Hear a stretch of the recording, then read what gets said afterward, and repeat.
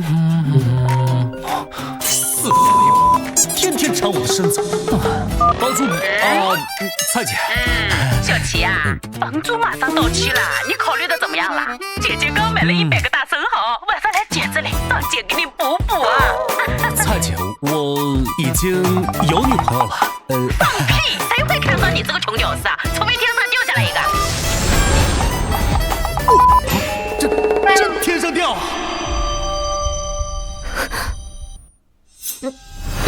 我去！不是，姑娘，你从哪儿冒出来的？你该不会碰瓷儿的吧？我告诉你啊，我这有摄像头的啊！这是哪儿？我不是在云水城吗？我不想死！快，再给他熬一副药。大人，没有了，朝廷已经下令1日后封城，京都那边让我们赶紧撤离。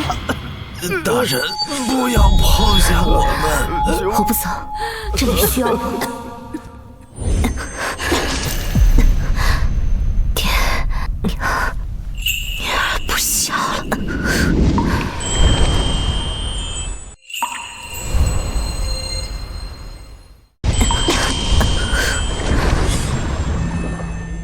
我身染瘟疫，公子莫要靠近。青天白日的，哪有瘟疫啊？请公子恕罪，我这就离开。你这是肺结核吧？都吐血了，还挺严重。肺结核？我还以为是什么绝症呢。没事，吃2片药就好了。等着啊。哎，给。公子切勿靠近，以免被我传染。真是麻烦。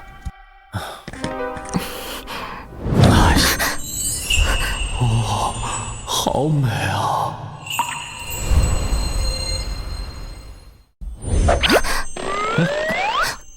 喝水。这也太好看了吧！你怎可如此无礼？我帮了你，你跟我说这种话，算了，你要不要躺会儿？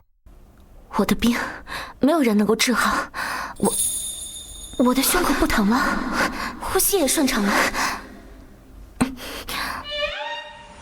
你是神医？神医算不上啊。陈慧，30块钱，支付宝、微信。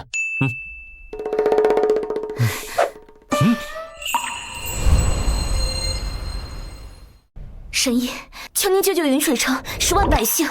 不是，你这是干什么？来，起来！朝廷弃云水城百姓于不顾，请神医开恩，只要您肯赐药救人，福临愿为神医当牛做马。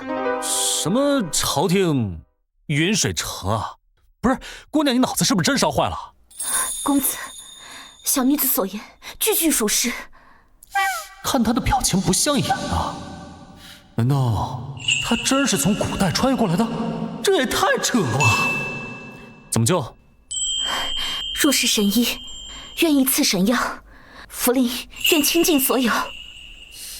你有钱吗？用你们古代话叫银子。银子？此乃家传宝玉，请神医笑纳。古董发财了。行吧，看你心系百姓，也算是功德一件。那我就答应你，成交。谢谢神医，谢谢神医。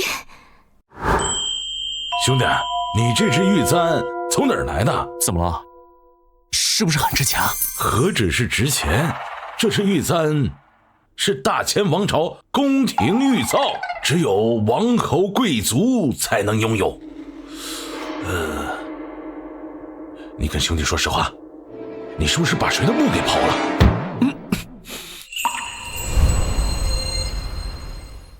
说什么呀？违法的事我可不干。你不要跟我废话，你就直接告诉我它值多少钱。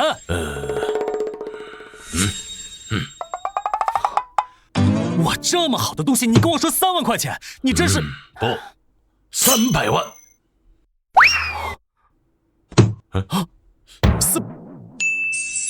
100万！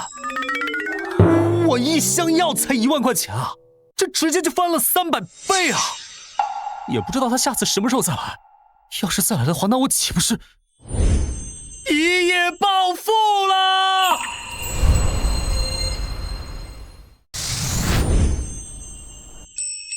大人，终于找到你了。心怡，你怎么还没走啊？大人，我想好了，我要留下来陪你。您说的对，医者仁心。如果今天我走了，我这一生都不会安宁的。心怡，云水城的百姓有救了，这些是可以治疗他们的神药。神药？来，把这枚药吃了，吃下去你就会好起来的。崔大人，我不怕死，我只是担心我的妻子和孩子。如果我死了，他们娘俩可怎么活？放心吧，你不会死，赶紧把药吃了。你的妻子和孩子还在家等着你呢。好，我吃。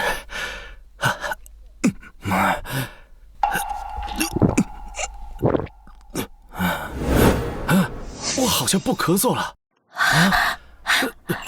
又起作用了，又起作用了。我的病好了，我不用死了。太好了！神药！神药！神药！神药！神药！我以为神药，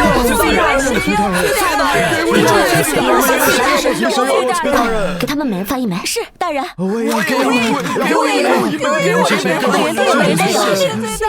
谢谢。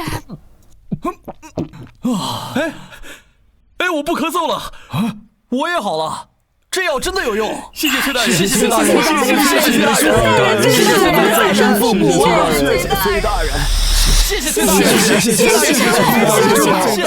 谢谢。姐姐，可以也给我1枚吗？心怡，把药给我。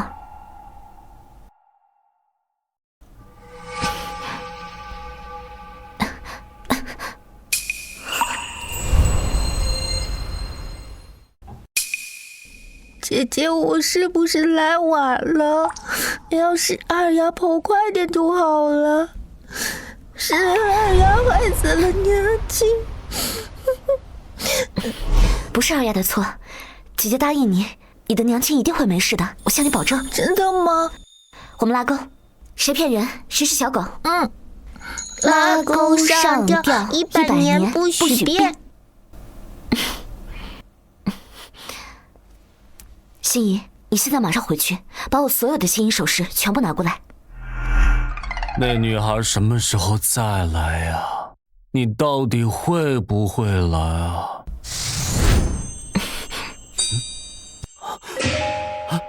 你来了，神医，这些是我全部的钱了，您看看能买多少药？好多钱呢！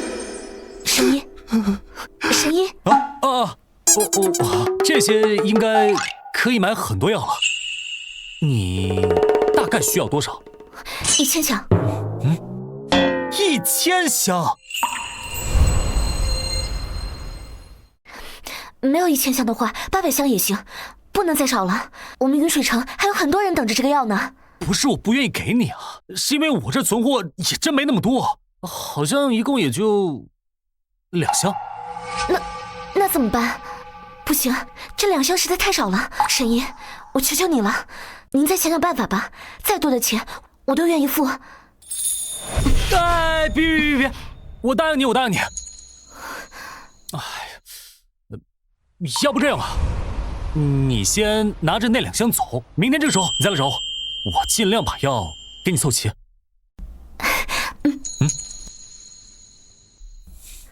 多谢神医，神医的大恩大德，福临铭记在心。他对我笑了，他笑起来真的好好看，只能尝试联系一下药厂了。哟，郑哥来了，哎，坐。小齐啊，你今天找我来什么事儿啊？张哥，是这样，我呢想跟您订购1000箱治疗肺结核的药。多少1000响。齐老板，你不是给我开玩笑吧？就3甲医院，1年也用不了1000响。我记得你经营的是个小药店，你这是……至于这用途，您就不用管了，您就说能不能做吧。做肯定是能做，只不过这1000箱得半个月给你做好。半个月，稍微有点久。3天时间。什么？3天？你逗老子玩呢？3天时间我去哪儿给你整1000箱？你不想要就直说，浪费我这么长时间，真是晦气。支付宝到账100万元。哦。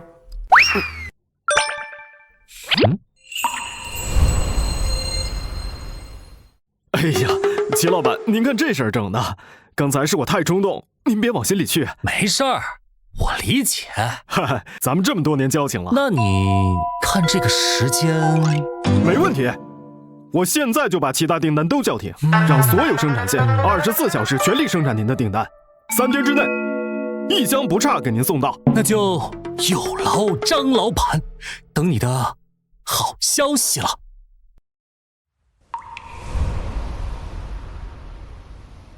娘，你快把这药吃了，这是仙女姐姐给我的神药，吃了之后你的病就没有了。崔大人，三娘，你先把药吃了。没用的，我已经快死了。娘，你不会死的，你不要丢下二丫，二丫不舍得你。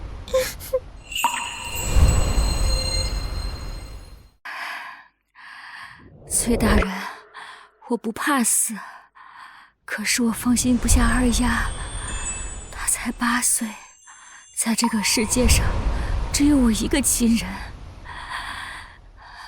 这个匣子，这个匣子里装着我所有的嫁妆，还请崔大人照顾一下二丫。三娘，你既然放心不下，为何不想自己留下来照顾她？只要吃了药就能好，你相信我，这个世界上是有奇迹的。二丫，快把药给我。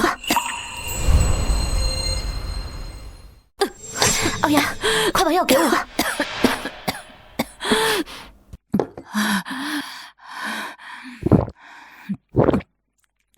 三娘，感觉怎么样？肺里火辣辣的感觉一下就消失了，身体也轻了很多。太好了，那便是好了。世上竟有如此神丹妙药。谢谢仙女姐姐救了我阿娘，二丫愿意为你上刀山下火海。快起来，我哪里需要你一个小丫头为我上刀山下火海？这个每天饭后服用，1次1粒，最好用温水。好，谢谢大人，谢谢大人。谢大人，都给我让开！这些药我全都要了。不好意思啊，我这里的药只送不卖。不卖，全送给我不就好了？药全给你了，我们吃什么呀？就是这太过分了吧？确定不卖？请你马上离开，我这里不欢迎你。好，那就别怪我抢了。上，把药给我抢过来。你有没有王法？王法，在这云水城，我就是王法。你，小美人儿，我劝你就识相点儿，不要弄伤了你这如花似玉的脸，哥哥会伤心的。小美人儿，我劝你就识相点，不要弄伤了你这如花似玉的脸，哥哥会伤心的。打！给我打死这小娘们儿！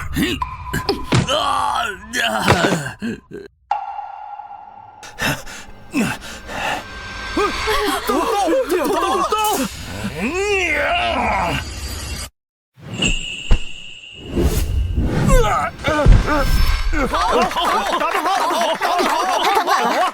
不敢了，太棒了！这样欺负人！大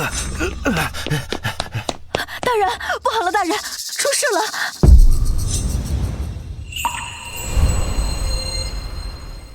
出城门！出去！给杂家拦住他，一个也别放！放我们出去！是。所有人不得再往前一步，否则杀无赦！你凭什么不让我出去？封锁城门，里面有10万民众，吃什么喝什么？难不成你要全部饿死我们吗？饿死你们又如何？反正你们迟早是要病死的，不如早死，早解脱。父老乡亲们，你们都听到了吗？这群狗官根本不在乎我们的死活，不如拼出去，我们还有一线生机。我同意，他们只有几百官兵，而我们有10万百姓，就是一人一脚也能踏破这城门。踏破城门！踏破城门！踏破城门！踏破城门！城门！出去！你们这是要造反！弓箭手给我上！给杂家射死这群刁民！啊！不好，大家快跑！住手！崔大人，是崔大人。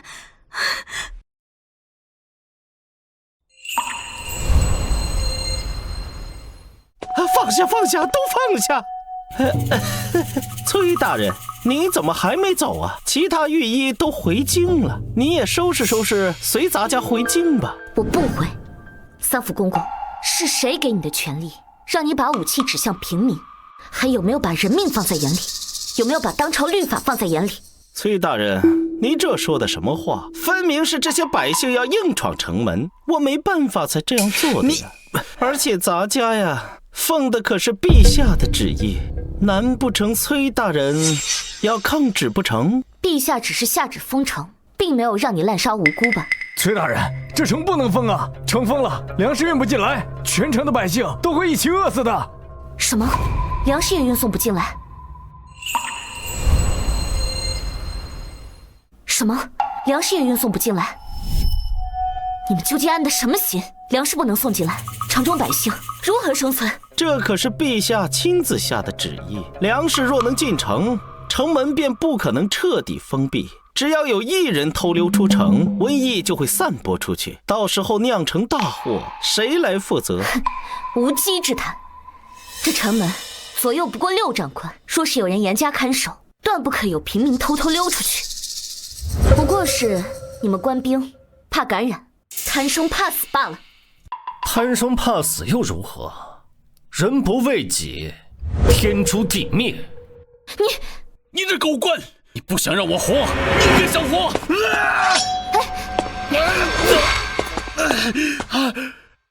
崔福陵，我看你爹是太医院院判的面子上才敬你3分，你不要不识好歹。我就不识好歹，你又当如何？那我就不再留情，直接把你杀了。然后我告诉你爹，你是死于瘟疫，把尸首扔给他，他还得感谢我呢。你休想！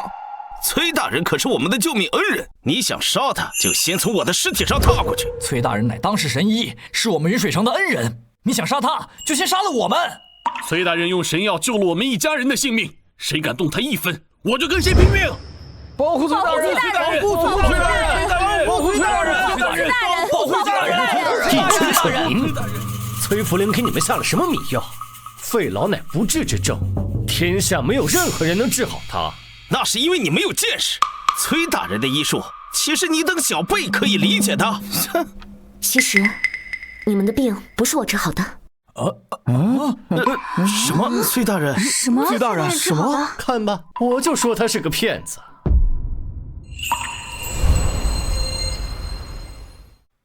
崔大人，你莫不是糊涂了吧？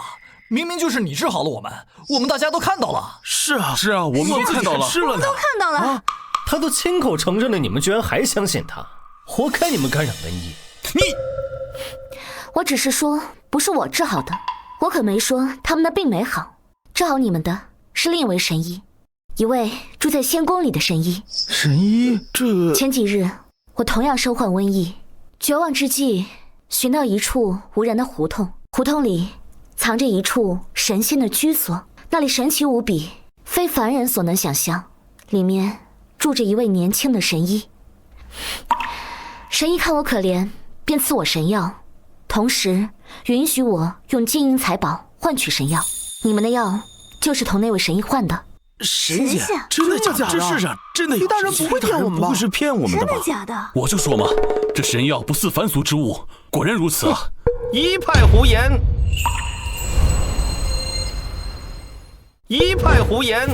咱家活了这么多年，从未见过什么神仙神迹。凡是说自己见过神仙神迹的，无一不是江湖骗子。若我能拿出证据，你当如何？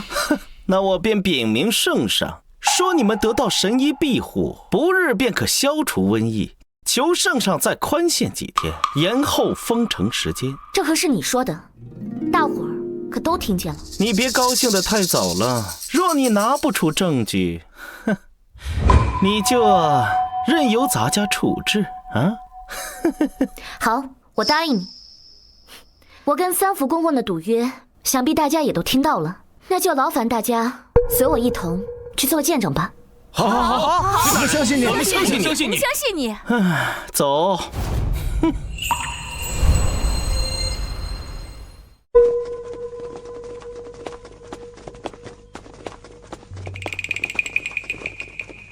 就是这儿。这不就是一个普通的胡同吗？您说的神仙世家在哪呢？咱家怎么没有看到？那墙上有一幅壁画，只要抬手触碰到它，它便会发光。门里面便是神仙的居所。哼，可笑！墙壁要是能发光，我就把墙吃了。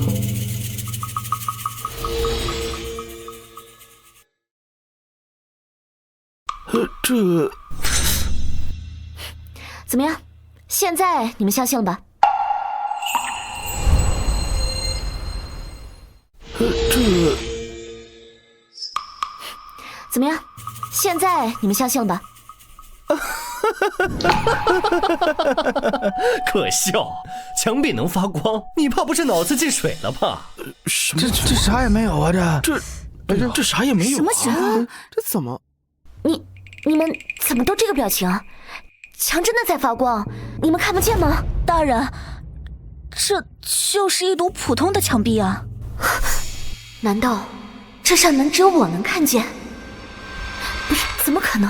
崔大人，你就别在这装神弄鬼了，认输吧。要是您现在认输的话，说不定我还能对您温柔一点啊。哎呦喂！怎么回事？我怎么进不去了？这崔大人莫不是中邪了吧？怎么好端端的往墙上撞呢？怎么回事啊？这怎么会这样啊？这崔大人这是来人，把这个小给我摁住了，让他跪下。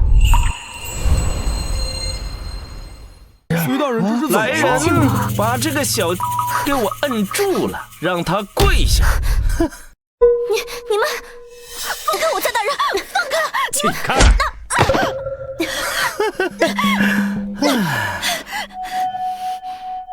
你这小还敢瞪咱家？看咱家不把你的眼珠子挖出来！齐老板，我给您送货来了。我去，不是才1天时间吗？这么快了？哦，这是先给您制作了一批，您不是着急要吗？剩下的还在生产。好，那这样吧，你们把他们都放到我们后面的仓库里面去吧。多谢了啊。好的，没问题。哦，哎，崔姑娘是不是说他们云水城里面有10万人呢？那几箱药应该很快就用完了吧？那我要不要现在给他送点过去？可是要怎么送呢？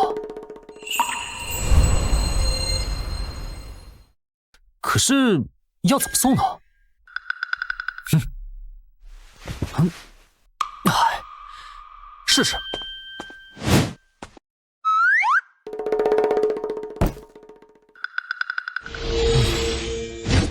我去，真的可行啊！看咱家不把你的眼珠子挖出来！谁？给我出来！别装神弄鬼！谁敢暗算咱爹？是神医，一定是神医大人。我刚才亲眼看见这箱子是凭空出现的，难不成我眼花了？这世上真的有神仙，崔大人没骗咱们，他说的都是真的呀！什么狗屁神仙，一定是你这个小跟别人串通好的。别以为这点小伎俩就能吓唬住我，看咱家今天非教训你们不可！哎呦！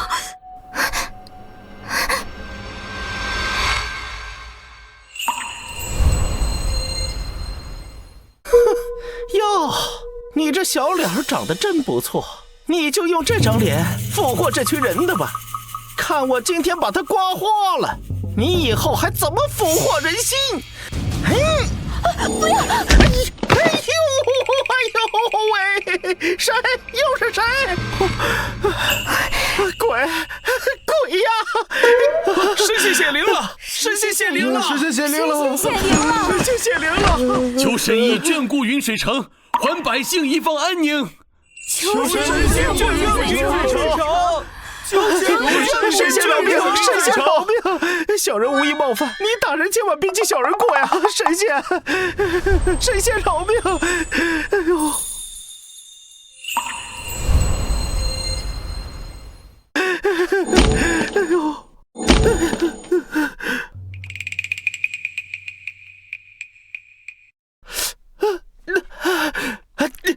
你们两个蠢货，还不快快放开崔大人！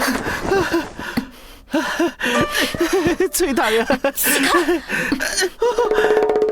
崔大人，您没事吧？哎呦，咱家呀就觉得你长得跟仙女似的，一看就跟普通人不一样。原来是个神使啊！云水城有您啊，真是咱们的福气。诸位，虽说药是神医赐下的，但没有崔大人在，咱们也得不到神医的眷顾啊！崔大人在上，请受草民一拜。崔大人在上，请受草民一拜。不必如此多礼，大家快起来吧，起来吧。谢谢崔大人，谢谢崔大人，崔大人，谢谢崔大人。地上这些是神医赐下来的神药，别耽搁了，大家赶紧把这些药分发给那些病人吧。走。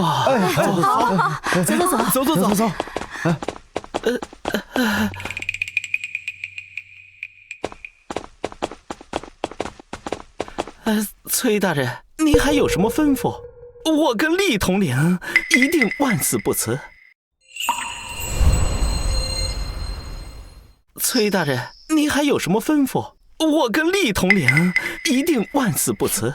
我可不需要你们的万死不辞，我只需要你们回京的时候启禀圣上，就说云水城的瘟疫不日便能解决，求他再宽限一些时日。是，您放心，我回去啊一定如实禀告陛下。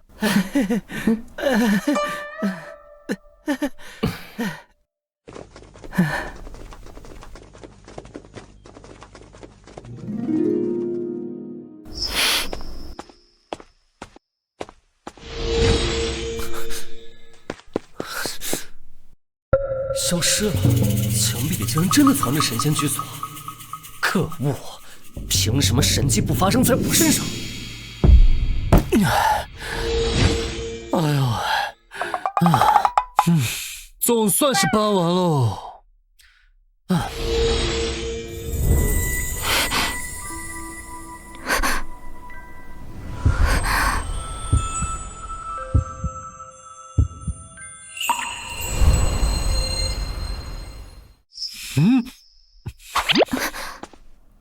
神医，福林绝对无意冒犯您，还请您恕罪。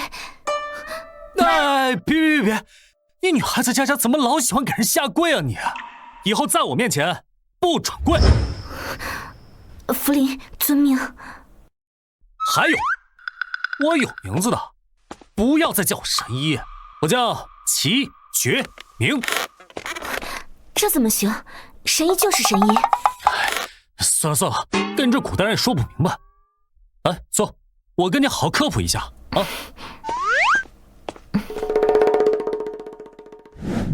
这个呢是我们华夏历史朝代的演变图。这是你们前朝，在1000年前呢就已经覆灭了。现在是2025年，所以你穿越了1000年。1000年后，1000年后，没错，在这1000年的时间里啊，我国的药物是发生了非常大的发展，什么绝症啊、传染病啊，都已经不再是不治之症了。而你说的那些神药啊，也只不过就是我们这里很普通的药物啊。我呢，也只是这个药店里的一个普通的老板。原来如此，但是还是要谢谢你，多亏了你的药，您还是我们云水城的大恩人。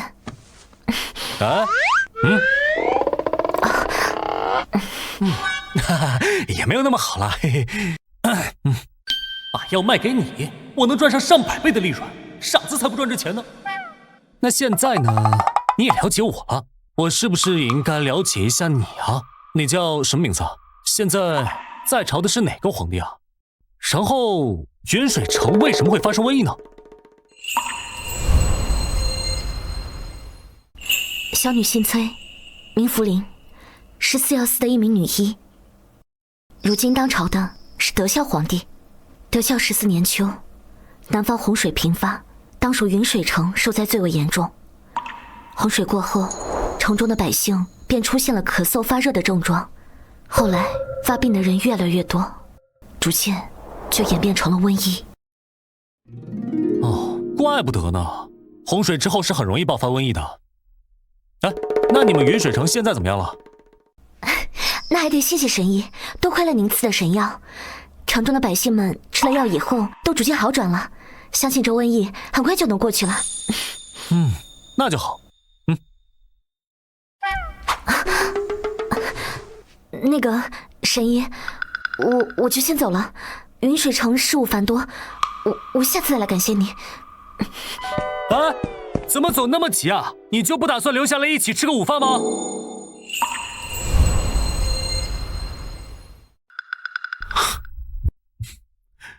女孩子的手是嫩啊，别说放我身上还有种过电的感觉呢。云水城是1000年以前的，那我直接上网帮他们查1000年前云水城的情况，不就解决问题了？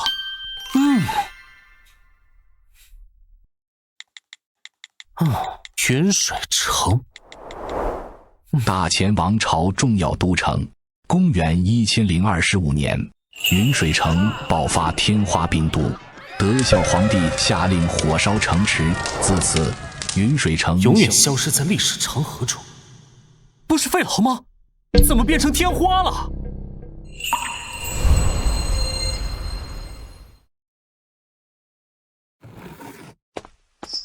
大人，您回来了。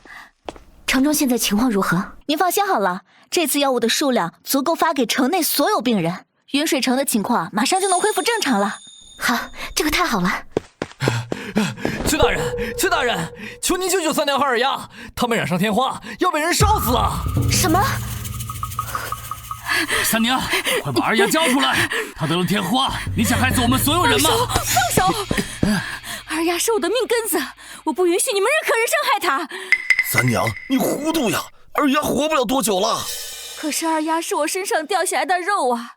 我不可能眼睁睁的看着你们烧死她，要烧把我们娘俩一起烧死吧！二丫别怕，娘亲陪着你呢。二丫不要，二丫要娘亲活着。好啊，这可是你们两个亲口说的，今天我就送你们娘俩去地府相聚。住手！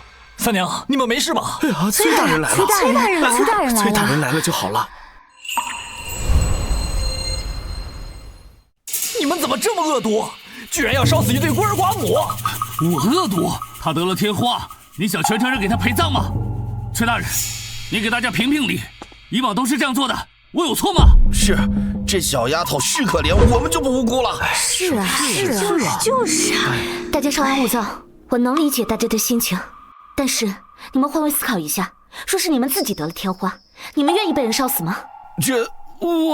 我才不管那么多呢，反正我不想被传染，今天必须烧死他！烧死他！烧死他！烧死他！烧死他！烧死他！烧死他！烧死他！烧死他！烧死他！烧死他！烧死他！烧死他！烧死他！烧死他！大家听我说，天花的传染性极强，按照这么近的距离，包括我在内，我们所有人都已经被传染了天花。什么？那怎么办呢？这做怎么办？都怪这个不值钱的小丫头！今天无论如何必须烧死她！行了，当务之急是治好我们的病。崔大人，我们现在该怎么办？求您救救我们吧！想让我救你们，可以，但你们必须得听我的。你放心，只要能活命，我们什么都答应。是啊。好，那你们现在就各回各家，期间不要与人接触，不要与人近距离交谈。之后听我的吩咐，不要做任何其他多余的事情。好，我们都听你的，我这就回家。哎呀，走。走。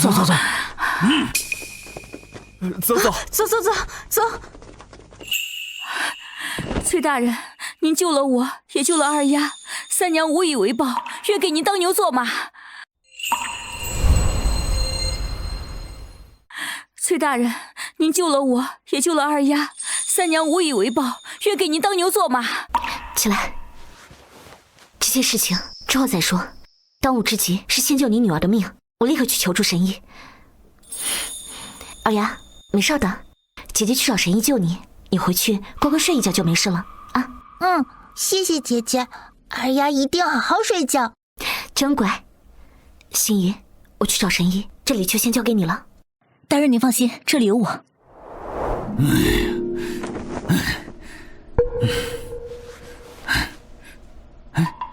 这也没什么事儿啊，都是那姓崔的骗我。这也没什么事儿啊，都是那姓崔骗我。嘿，找点乐子去。不是费老吗？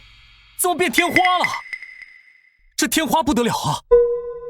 这天花可是欧洲中世纪死亡1.5亿的高危病毒啊！这别说古代了，这一个城市，这半个国家都得覆灭。不行，我得赶紧找办法阻止。喂，张老板，你那里有没有牛痘疫苗？我有多少我都要。你现在能不能立刻马上给我送过来？什么牛痘疫苗？对，齐老板，你确定没说错吗？这疫苗可是治疗天花的，而且这病毒早就灭绝了，人用的没多少，兽用的你要不要？谁要兽用的？我要人用的，立刻现在马上！你能不能把它送过来？哎呦，老板大气啊！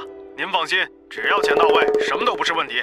我有同学在防疫站，我现在就联系他给你进来。行，你赶紧的啊，这人命关天。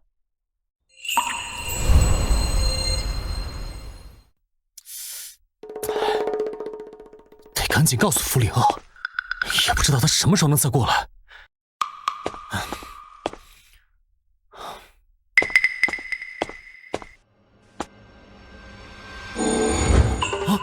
我去！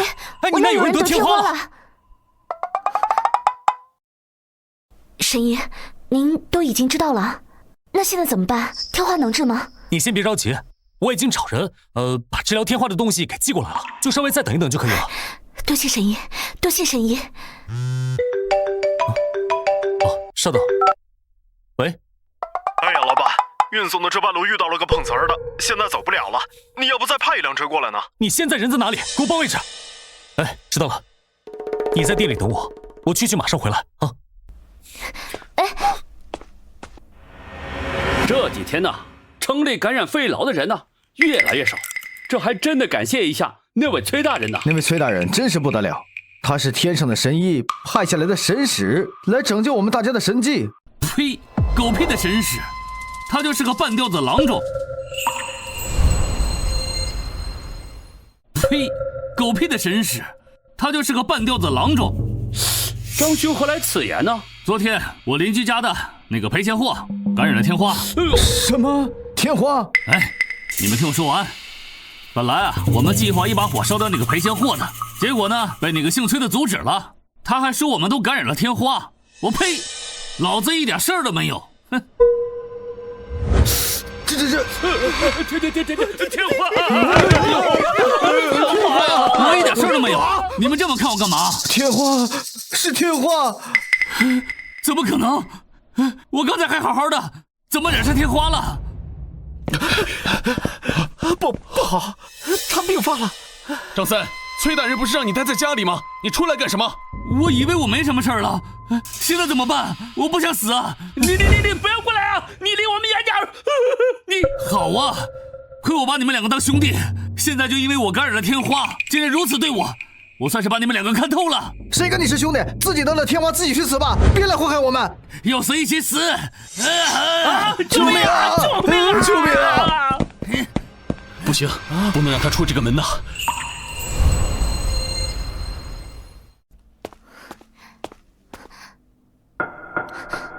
怎么回事？神医怎么还不回来呀？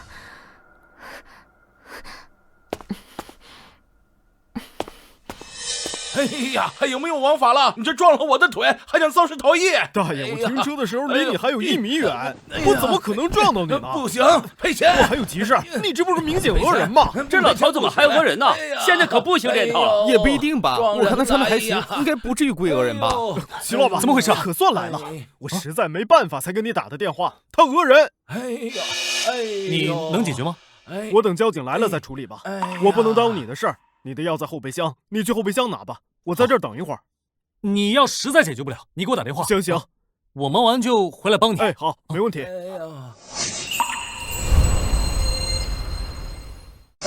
你不准走！既然你是老板，那你肯定很有钱吧？不如你替你朋友赔这个钱，我不要多，10万块就行。还敢骂我？到底是不是故意讹人啊？不给钱，你别想走！这老头真不像话！你还敢骂我？赔钱，不准走！松手！赔钱！这么多针管，你俩不是吸毒的吧？是啊，犯罪分子啊！抓住他！别让他跑了！抓住！我不是吸毒的，我不是吸毒的，我不是吸毒的！抓住他呀！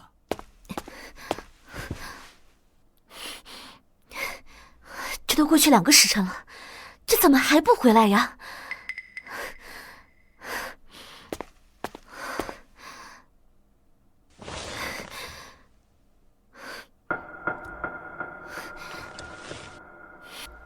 希望云水城一切还好，没有出什么大事。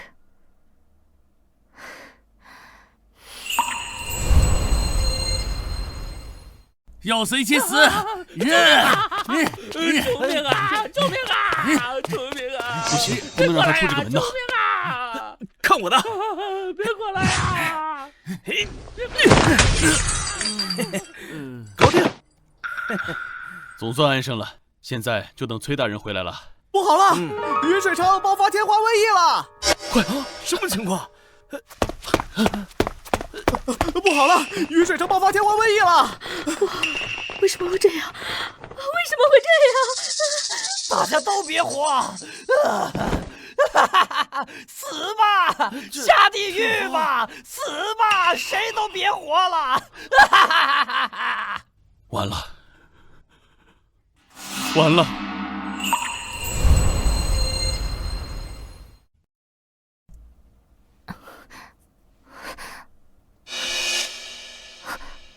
不好，不好，已经开始发病了。哎呀，警察同志，我真有急事吗？你能不能先放我走嘛？不行，再急也要等毒检结果出来才行。哎，我有人命关天的大事。哎，怎么还有人命的事儿？人命？你说说。我赶着去阻止一场古代的瘟疫，这说出来你也不信呐。我老婆怀孕了，要产假，我是不是得去门口等她？毒检结果没问题。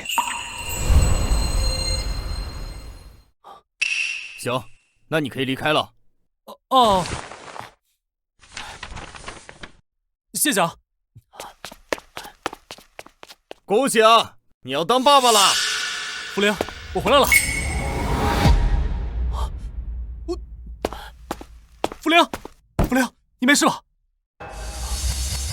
你坚持一下，我马上给你接种疫苗。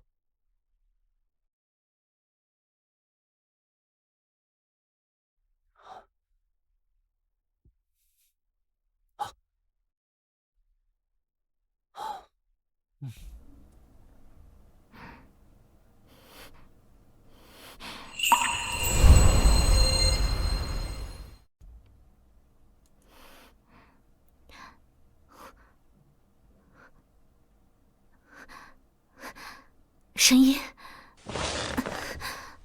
你醒了，感觉怎么样？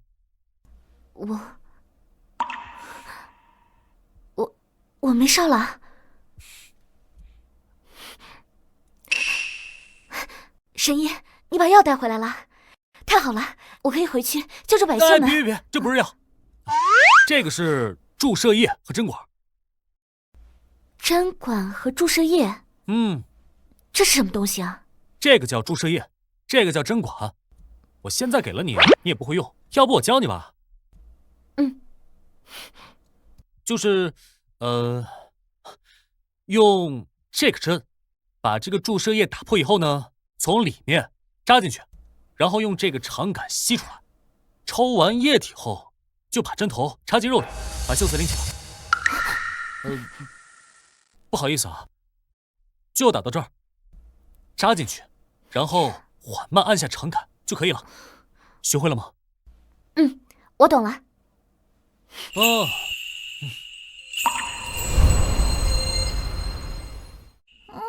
不能挠，娘，我痒。不能挠，才抓皮肤都抓烂了。娘给擦擦啊，擦擦就不痒了啊。娘给擦擦。娘，你是不是哭了？娘没哭，娘好好的。对不起，娘，是二丫连累了你。傻孩子，说什么胡话呢？你怎么会连累娘呢？要是没有你啊，娘在这个世上恐怕都活不下去。三娘，二丫的病有救了，崔大人把治疗天花的东西带回来了。你说真的？千真万确，这个东西叫疫苗，只要把里面的水打到身体里，病很快就能好了。那你快给二丫治一下。我先给二丫打，然后再给你打，二丫不怕啊。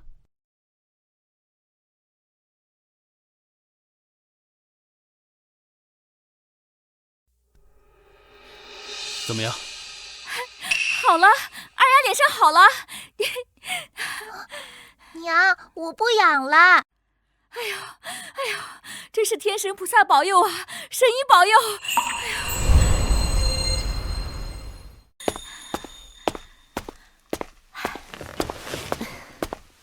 总算是把疫苗给打完了，都累死了。但是那数量还是不够，城中还有大部分人都还没注射疫苗。明天我还得再去神医那一趟。哎呀，大人你够辛苦了，你就别老想这些事儿了，快回去休息吧。你也挺累的，回去睡觉吧。等等，大人，我还有个东西要给你，等我。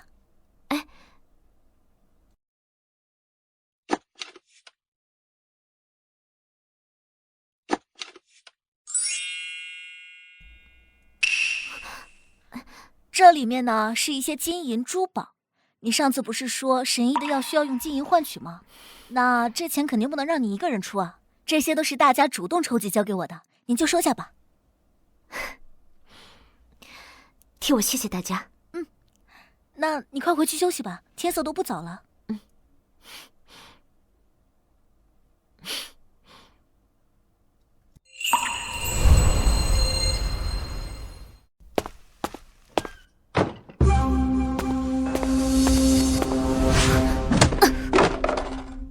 大人，该起床了。王二狗和张屠户他们已经在外面等着了。不好了，大人不见了！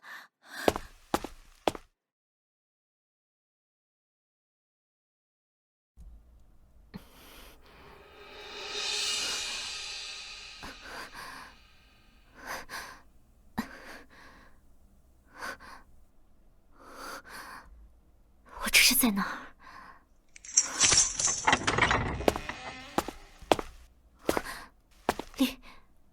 厉飞羽，怎么是你？你要做什么？崔大人，别紧张，我只是请你来做客而已，不会对你做什么。过几天，我一定会安然无恙的把你送回去。什么？你现在就放我出去？城中那么多百姓，还等着我回去救他们呢。不过是一群贱民，死了又如何？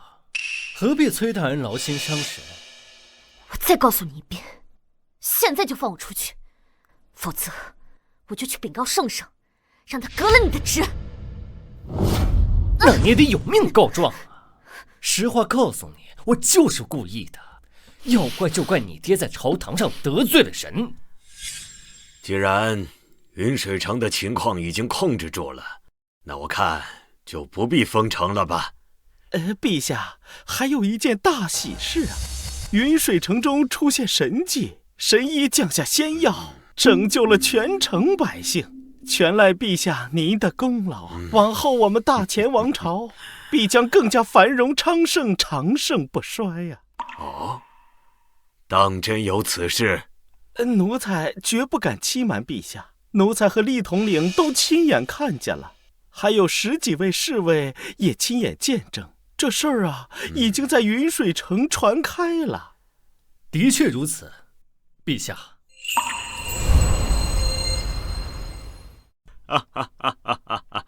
好，好啊，天佑我大前朝啊！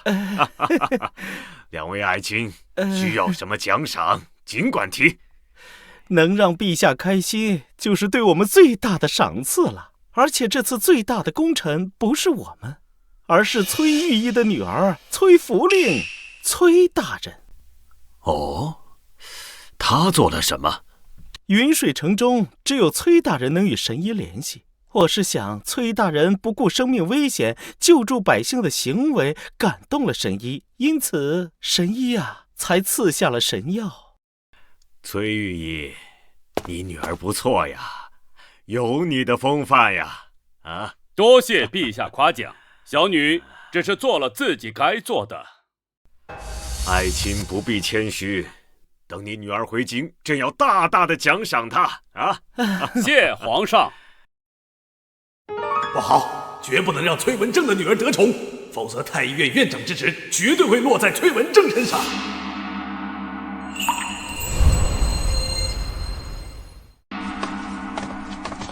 厉统领，厉统领，请稍等一下。上官大人，何事啊？厉统领，不知您可有兴趣和我做个交易？只要您帮我阻止了崔福陵，我可以在尚书大人那里举荐你为6品校尉。此话当真？没有半句虚言。好，我答应你。好，那就恭候厉统领的好消息了。崔福陵不过是一个普通人，只要阻止他前往胡同，他就不能从神医那里拿到药。我看他还怎么拯救世人。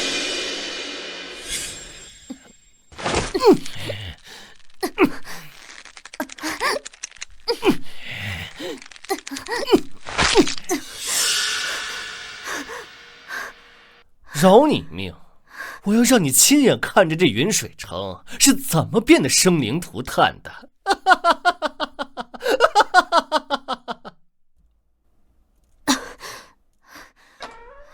厉飞宇，厉飞宇，厉飞宇，你回来！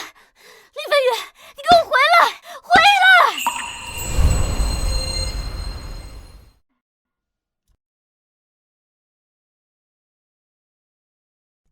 秦大夫，秦大夫，秦大夫，不好了，出事了！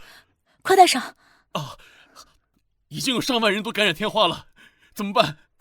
就算有10万人全感染了天花，我们又能怎么办？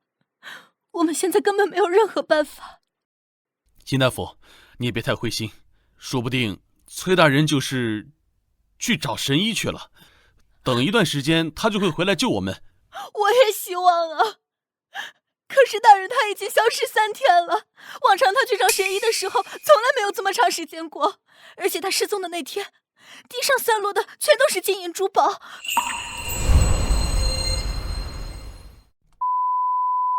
别让我知道这事是谁干的，否则我一定把他碎尸八段。大夫，我知错了，救救我！我不想死啊，大夫。你再坚持一下，你再坚持一下。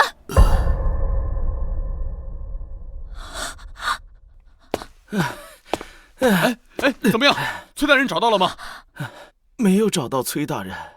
你的脸怎么那么多淤青啊？啊？什么淤青？你的脸不好，他得了黑天花。啊，黑天花！他怎么了？他得的是黑天花。黑天花是天花里面最严重的一种，患病的人皮肤会出现大量淤青，然后浑身开始出血。最重要的是，得了黑天花的人没有一个能活下来的。什么？张兄，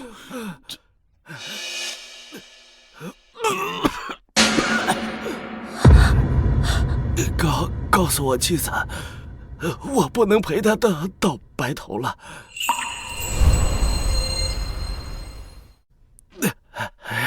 这张手帕是我们的定情信物，你交给他。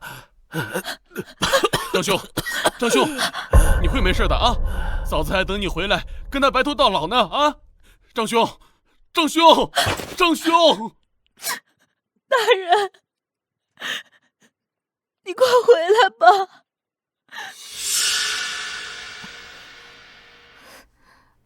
听说城中感染天花的人已经超过了3万，再这么下去，我们可怎么办呀？怕什么？我们在厉统领府上，不会有事的。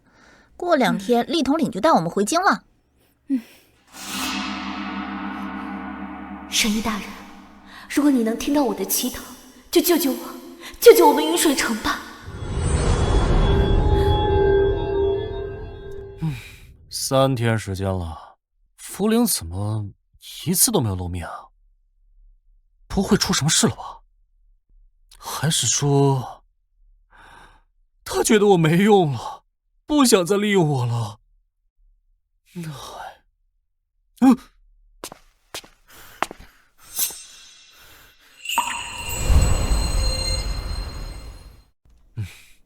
欢迎光临，买点什么？哟，你要干嘛？我告诉你，你别过来啊！你过来我报警了啊！3天前我妈在你这里买了速效救心丸，结果她刚吃下就死了。你个奸商！速效救心丸也不是万能的呀！我换句话说，你妈死了关我屁事啊！你闭嘴！你这个你别过来啊！神医，我杀了！神医，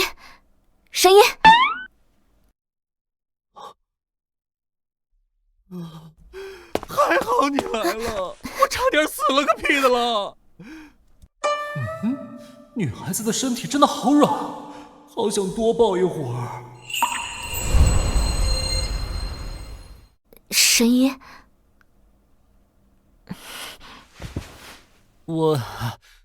你怎么那么长时间才来啊？神医，这说来话长，你还有没有疫苗？云水城的瘟疫又大肆蔓延了。哦，有啊，在那儿呢。多谢神医。我帮你一起帮吧。张兄，你再坚持一下，我已经让人去叫嫂子和孩子了，你起码坚持到见他们最后一面啊！张兄，崔大人回来了！快，我去拿疫苗。太好了，你有救了！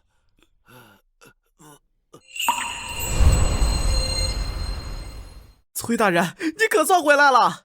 你再不回来就见不到我们了。崔大人，给我1支疫苗吧，我的孩子快坚持不住了。我也要，给我1支，大家别抢，每个人都有份，别着急，一个一个来。大人，快给我1份，张公子坚持不住了。快去！给我1支吧，大家别着急。报！云水城爆发天花瘟疫，城中感染人数已接近5万。瘟疫以云水城为中心，正在不断向外扩散。城郊已发现1名感染者。你说什么？陛下息怒！息怒！瘟疫都要传到皇宫里来了，你们叫朕怎么息怒？你不是说云水城的瘟疫已经被控制住了吗？现在又是怎么回事？陛下，奴才不知道啊，奴才回来的时候还好好的呀，陛下。太好了，计划起作用了，云水城竟然爆发了天花，真是天助我也！陛下，臣以为当务之急是阻止瘟疫蔓延。那你说怎么做？臣以为应当放火烧城。烧城？陛下，不可呀！云水城有活生生10万条性命啊！若放火烧城，天下百姓必定寒心呐！陛下，放火烧城未免太过残忍。是啊，而且容易落人口舌。我看让他们自生自灭比较好。是啊，陛下。是啊，陛下。是啊。陛下，为人君者不可心软。瘟疫已经蔓延到京城了，若您一时心软，放过了云水城的百姓，瘟疫可不会放过天下人。请陛下三思。陛下，放火烧死自己的百姓，历史上从未有过如此奇闻。您难道想被后人诟病，成为人人口诛笔伐的暴君吗？陛下，你竟敢说朕是暴君！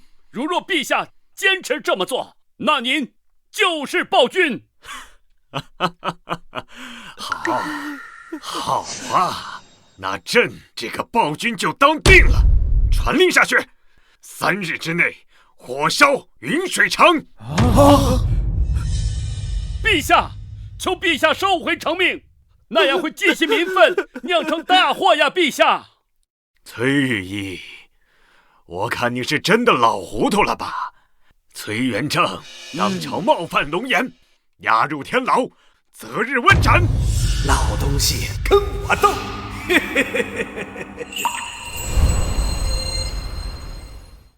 我回来了，我回来了。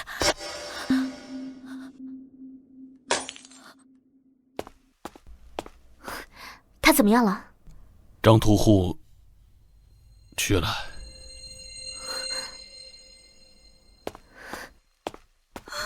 相公，你醒醒啊，相公！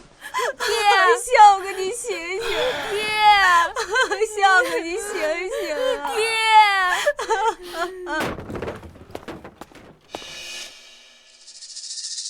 人呢？人去哪儿了？你们连人都看不住吗？奴婢不知道啊，昨天晚上送饭的时候，他还在这里。奴婢发誓，绝对没有任何人打开过这扇门。放屁！门都没开过，难道他会自己消失吗？两个贱婢，连人都看不住。大人饶命！大人饶命！统领，陛下急令，说。陛下有令，3日之内火烧云水城。好，太好了，崔福陵，你逃了又能怎么样？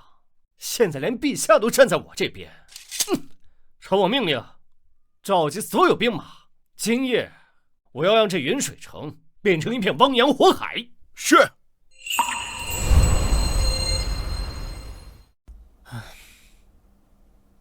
云水城的结局怎么还是没有变啊？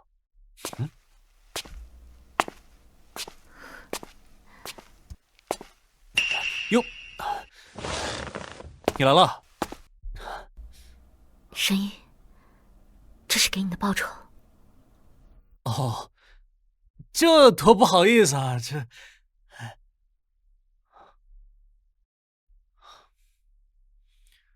谢谢了。你给我的报酬，我很满意。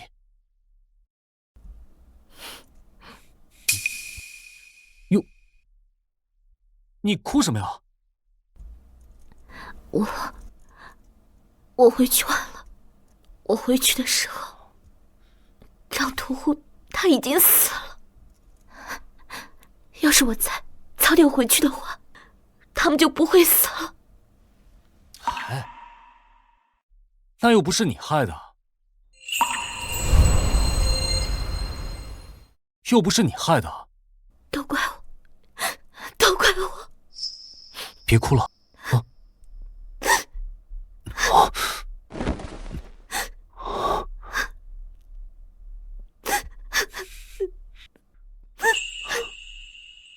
哭吧，哭出来会好受点。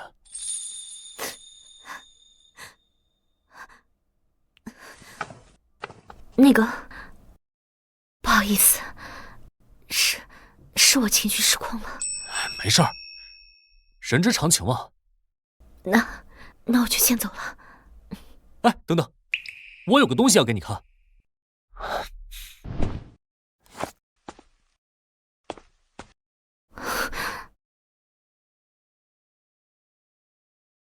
什么？陛下要火烧云水城？什么？陛下要火烧云水城？这城中还有1城的百姓呢！不行，我要回去阻止他。希望他能阻止这一场灾祸。都给我听好了，这一次的行动是皇上的密令，谁也不准走漏风声。一会儿你们放完火，立刻回来集合，然后我们关上城门回京。都听懂了吗？明白。好，现在开始行动。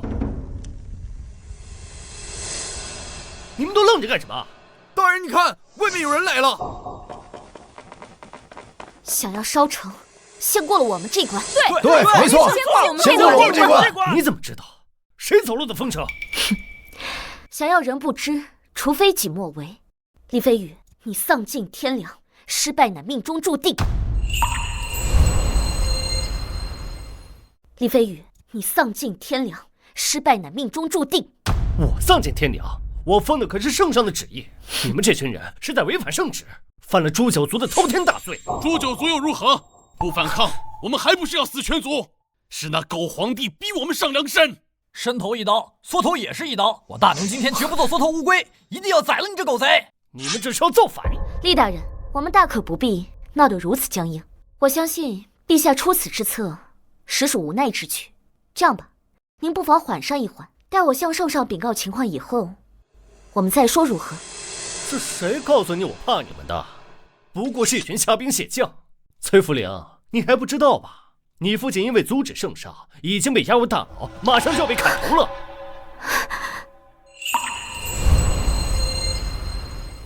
已经被押入大牢，马上就要被砍头了。大人，你一定要冷静。没事儿，只要云水城不出事儿，陛下一定会放了我爹的。你觉得我会给你这个机会吗？谁都别想拦我的路！兄弟们，都给我上！王侯将相，宁有种乎？父老乡亲们，给我干他们！跟他们拼了！厉头领，刀下留人，刀下留人呐！哎呦！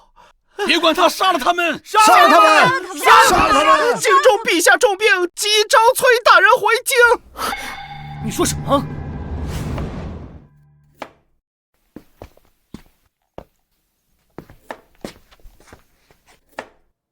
不错，刀工有进步啊！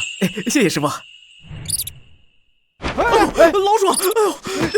你是怎么做事的？御膳房里竟然出现了老鼠！陛下娘娘若是吃出了什么问题，你有8个脑袋也不够砍。对不起，师傅，我下次一定注意，我马上去抓那只老鼠。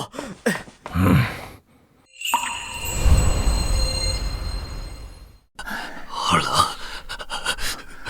陛下别怕，臣妾给您多盖几床被子，就不冷了。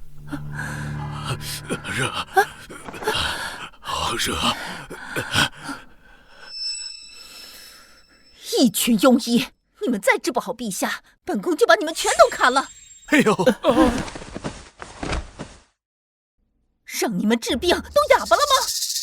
娘娘，陛下所得之病名为大头瘟，此病主要通过老鼠传播，极为凶险，暂时无法医治。这治不好，那治不好，留着你们有什么用？来人呐，把他们全都给我拖出去斩了！来人呐，把他们全都给我拖出去斩了！饶命啊！饶命啊！饶命啊！饶命啊！饶命啊！饶命啊！上次朝堂过后，陛下就厌弃了我。要是能抓住这次机会，不仅能翻身，说不定还能当上大内第1总管。娘娘，奴才有办法。你说真的？奴才认为，如今身在云水城的崔大人定能救治好陛下的病。如今只要召崔大人回京，就能救。不可！崔福陵不过一介女流之辈，他行医未达5年，我等老臣都治不好的病，他怎么能治得好？上官大人，您说这话未免有失偏颇吧？天纵之才，怎可用世俗眼光去看待？就好比那扁鹊，年少时便已成名。哼，他崔福陵何德何能，敢与扁鹊齐名？若他真有扁鹊之才，云水城何至于落到如今地步？娘娘，奴才得到最新消息，云水城的天花病已经被崔大人控制住了，且许多患病的患者都已经痊愈。崔大人既然能治好天花，那这大头瘟也不在话下呀。当真如此？奴才愿意向上人头担保，所言绝无一丝虚假呀！你个狗奴才！你闭嘴！好，本宫就信你一次。如果他崔福陵能够治好皇上，那他要什么，本宫都答应他。遵命，奴才这就去请崔大人回京。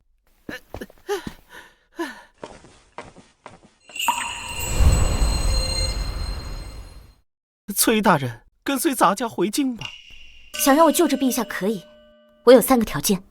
哎呦，我的小姑奶啊，你只要治好陛下的病，别说3个，100个都可以。行，我的第1个条件就是请陛下收回火烧云水城的决定。第2个条件，放了我爹。没问题，没问题。那还有一个要求呢？这第3个条件吗？厉飞羽心狠手辣，为了一己私欲，竟将我关入柴房，阻止我救治百姓。我要陛下革了他的职。刘公公，你别听他瞎说，他这是污蔑，我根本没做过这样事儿。厉统领，你还有什么好说的？回京亲自给陛下解释吧。带走。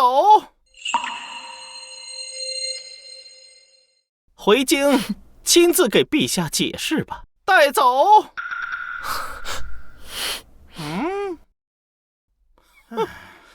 带走。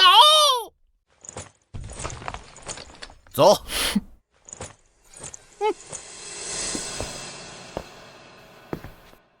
冤枉啊！我冤枉啊！冤枉！冤枉！崔大人，你看这一下可以跟我回去了吧？陛下得的什么病？大头瘟。什么？你该不会没有把握吧？我可是在皇后娘娘那儿又向上人头担保了呀。这个，我得问过神医以后才能给你答复。哎呦，那你赶快去吧。好。你一定尽快啊！我3日之内必须回城答复。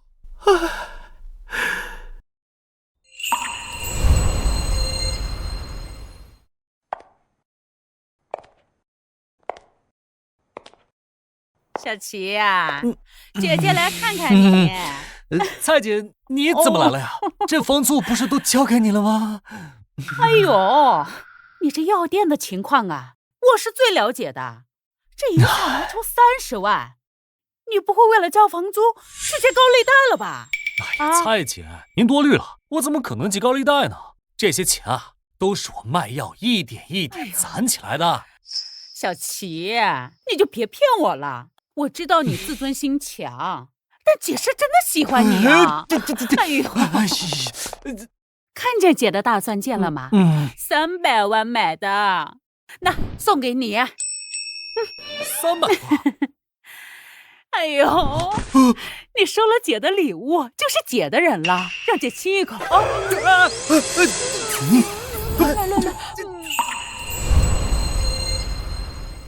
让姐亲一口啊！原来神医已经有爱人了，一直是我在痴心妄想。来，哎呦，不，你误会了，你看错了。他是谁啊？他是我的我的女朋友。你竟然有女朋友？没错。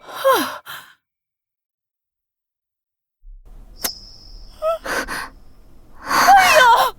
而且我们的感情非常好。齐觉明，我劝你啊，考虑清楚。你跟着我，这下半辈子无忧无虑；你跟着他，这辈子算是完了。谢谢蔡姐您的祝福，我觉得我现在过得很好，就不劳您费心了。好得很。我希望你呀，一直都那么有骨气。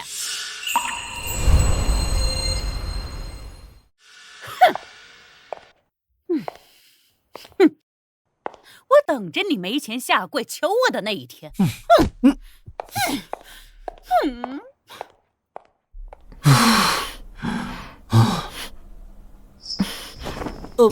不好意思啊，刚才只是权宜之计，我不是故意要亲你的。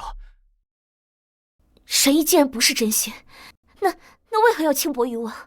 难道在神医眼中，我是一个如此随便的女子吗？不是这个意思。大不了我对你负责嘛。神医对我既无男女之情，便不必强迫自己。福临此生只嫁于自己心仪之人。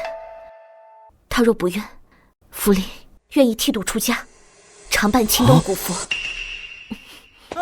别！我错了！我刚刚说的那话不是这个意思。你放开我！我也喜欢你。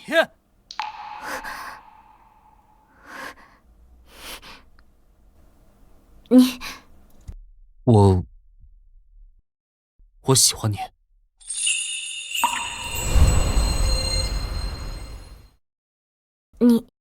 你说的是真的？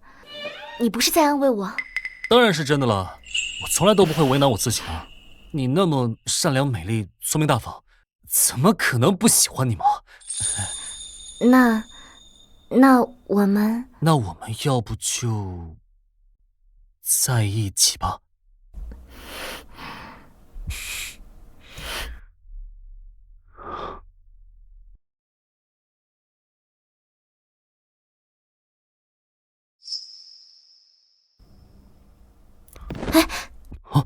等等，我还要去救我爹呢。你爹怎么了？陛下下令要火烧云水城，我爹因此在朝堂上顶撞了陛下，被关进了大牢里。啊？那怎么办？云水城的百姓准备鱼死网破的时候，三福公公及时赶到。他说陛下得了大头瘟，若是我能治好陛下，便能收回成命，把我爹放了。大头瘟？大头瘟是什么病？这病连你都没有听说过吗？那我爹……没有，我还是听说过的吧，可能古代和现代的叫法不太一样。他现在有什么症状吗？得了大头瘟的人，身体会发青紫色，身体时冷时热，呼吸困难，咳血，居住的地方经常有老鼠出没。我知道怎么回事了。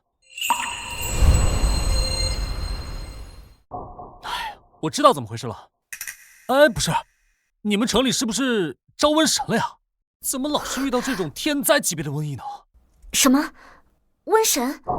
没有，我就是随便举个例子。瘟神是不存在的，我们还是要相信科学。那这个病能治吗？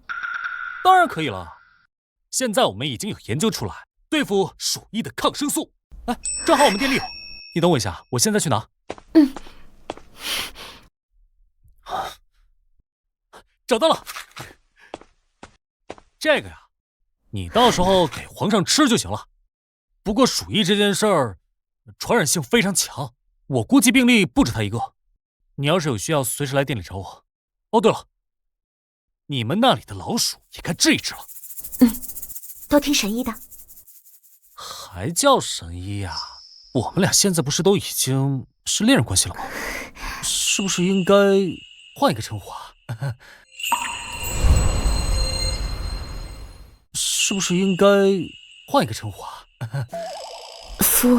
夫君，夫君，那实在太早了。叫名字吧。全名。爽。全名。那我就先回去了。好。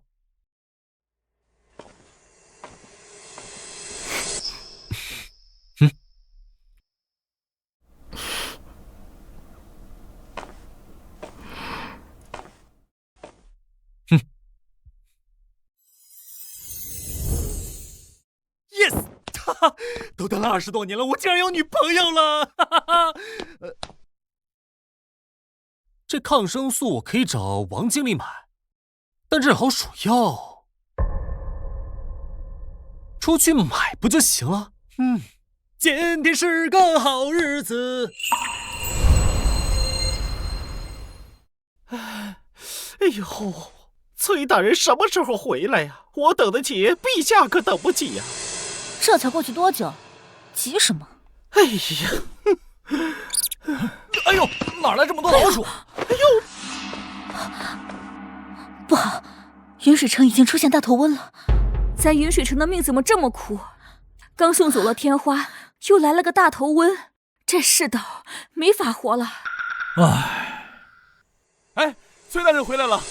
哎呦，崔大人，你可算是回来了，我们等您等的花儿都谢了。这就是治疗大头瘟的神药吧？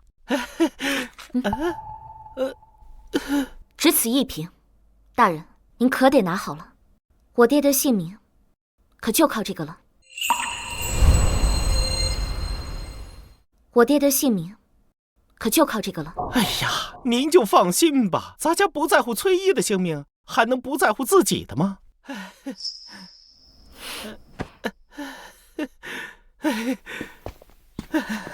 大人，云水城恐怕已经出现大头瘟了，刚才已经有一群老鼠过去了。放心吧，神医早就预料到了，明日我再去一趟。好。哎呦，神医保佑，神医保佑！娘娘，药来了。喝药？喝什么药？喝了这么多药，陛下不见一点好，病情反而越来越严重。本宫真应该砍了你的脑袋！娘娘息怒，娘娘息怒。禀皇后娘娘，三福公公回来了。三福公公回来了。娘娘，奴才不负娘娘所托，将神药给您带来了。这就是你说的神药？千真万确，奴才从崔大人手中亲手拿过来，途中从未经受他人。娘娘，且慢！如果皇上吃了这个药而出了问题，那可就麻烦了。娘娘，奴才愿以身试药。你这奴才倒是忠心，如果皇帝好了，本宫记你大功一件。这都是奴才应该做的。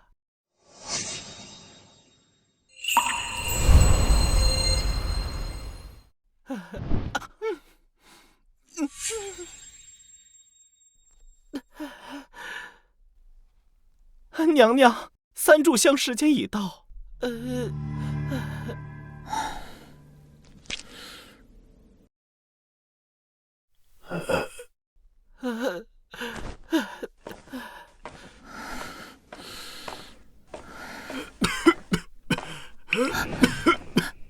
陛下，你醒了？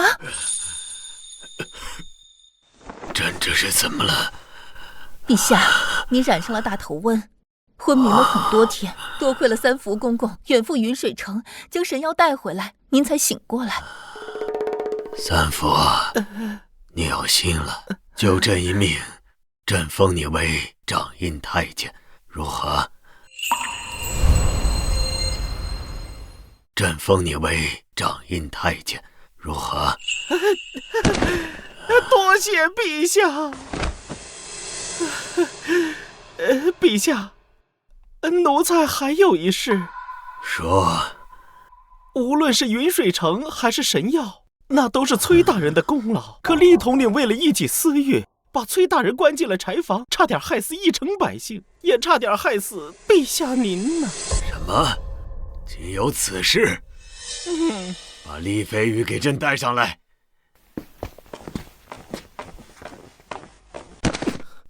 李飞宇，你枉费朕对你的一番信任，敢暗害宫中女医，朕要把你五马分尸！陛下，求您再给臣一次机会，臣愿意弥补过失。陛下，把他带下去。陛下，臣知道神医的事情。等等。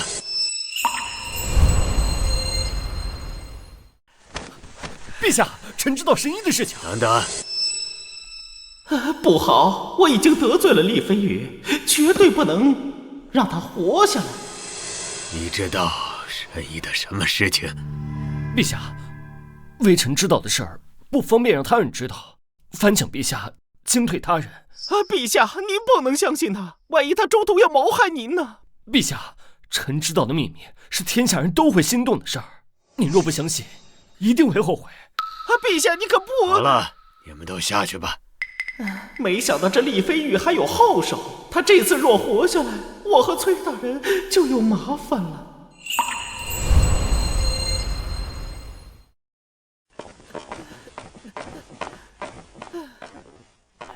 现在你可以说了吧？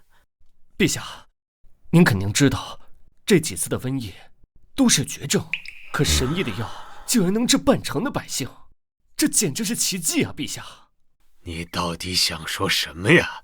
陛下，既然神医的药这么神奇，您说它会不会有长生不老之药？你有信心为朕拿到此药？臣愿为陛下肝脑涂地。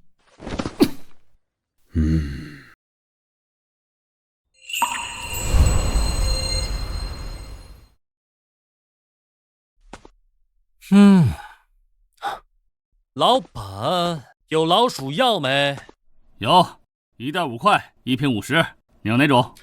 那就先来5万袋吧。多少？5万袋啊！5万？哦，你要给黄河下毒药吗？要这么多？老板，搞批发喽，有的卖没得卖。哎，齐觉明，这么多年不见，现在开始卖老鼠药了。马志胜，哼，老同学，混得那么差，怎么不跟我说一声？我现在可是3甲医院的主治医师，给你在我们医院安排一个保洁的活儿，肯定没问题。把你脏手从我身上拿开！你当年撬我墙角的事，我还没找你算账呢，你还好意思出现在我面前？哼，不识好歹！撬你墙角怎么了？还不是你家里穷。再说了，你混得那么差，就证明微月当时的选择是对的。志胜，我在外面看见了一辆限量版的保时捷，我查了一下官网售价2000多万呢，不知道是哪个有钱人的。这是齐觉明？是，就是他。他现在混的卖老鼠药了。齐觉明，没想到这么多年不见，你还是这么没出息。我也没想到这么多年没见，你们这对渣男贱女竟然还在一起。你骂谁呢？谁应声我骂谁。还有，卖老鼠药怎么了？别狗眼看人低，卖老鼠药也能发大财，对吧，老板？卖老鼠药也能发大财，对吧，老板？是，这位老板刚才在我这儿要了25万的货。不可能，他这穷酸样能一下拿那么多钱？哼，钱马上到账。到账25万元。3天之后我来拿货，没问题吧，老板？没问题，没问题。行了，我要走了。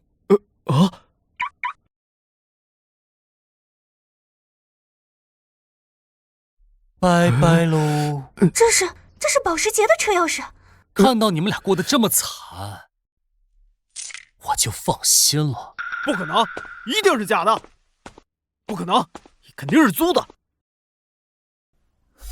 觉明，不在吗？觉明，怎么回事？不在吗？老板，来个避孕套。哟，是个美女，美女一个人啊。老板不在，你可以离开了。一个人多寂寞，陪哥哥一起玩玩啊！我警告你啊，你再靠近，我可就对你不客气了。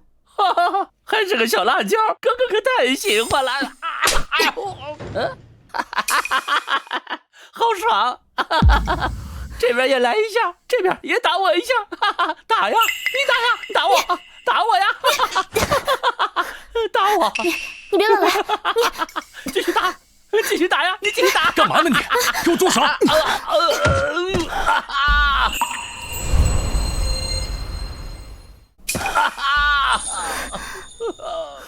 那个，这是个意外。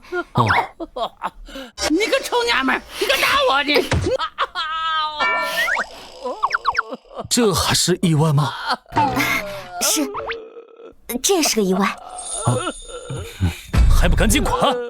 我滚！我滚！没事吧？没事吧？我没事儿。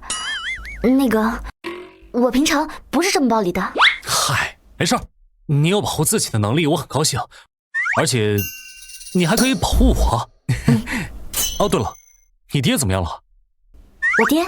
我爹已经没事了，陛下已经把他放出来了，还要给他升官呢。哦，今天来是为了鼠疫的事情吗？刚好，这老鼠药和抗生素都到了，一会儿我帮你搬。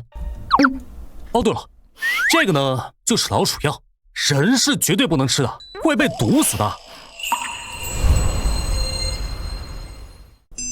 每次呢，你就取大概1/5的量，放在老鼠出没的地方。这样的话呢，就可以把这个老鼠，也就是说，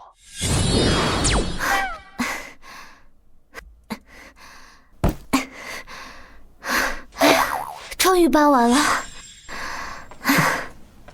崔大人，好久不见。厉飞宇，你没事儿？你又想干什么？崔大人，不如我们合作吧。你给我一颗丹药，这样我能保你享尽的荣华富贵。你在说什么？我没有那种丹药。别装了，一枚长生不老药而已。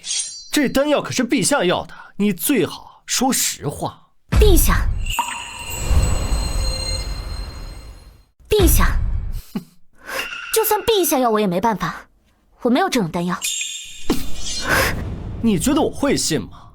你跟神仙那么熟，要几个丹药又能怎么样？崔大人，如果你不喜欢金银财宝，我可以让陛下寻得最珍贵的草药和书籍，到时候你想救谁的命就救谁的命。厉飞宇，你发什么疯？说了没有，你杀了我也没有。崔大人有骨气，你敬酒不吃吃罚酒，就别怪我不客气。这个瓶子里面是给人吃的，这个袋子里是药老鼠的。记住，千万别弄反了。好，谢谢崔大人，谢谢。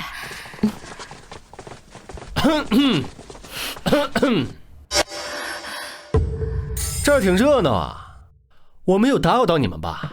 站住，不准靠近崔大人。别紧张，我呢是来宣布一个好消息的。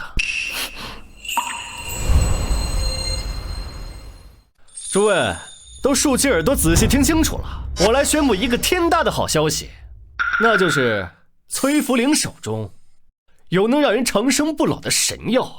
神药？你胡说！我根本就没有这种神药。你们别信他。我要神药，我要长生不老。这不是神话故事吗？世上真有这种丹药。崔大人已经拿出了那么多回神药，这回肯定也是真的。那这回的神药是每个人都有份吗？神药只有100枚，先到先得。哎呀，什么100枚？100枚啊？那岂不是很多人都没有？崔大人，给我1枚神药吧，我就要1枚。我也要啊！大人，我也要神药。给我1枚神药吧，给我1枚吧。我也要！你们不要相信他的话，根本没有这种神药，你们别信他。大人，我们先撤吧，这群人已经疯了，他们不会相信您说的话的。哎，谁的长生不老药掉了呀？哎呦，在这儿呢！在哪儿呢？我要！给我的！我要！给我！大人快跑！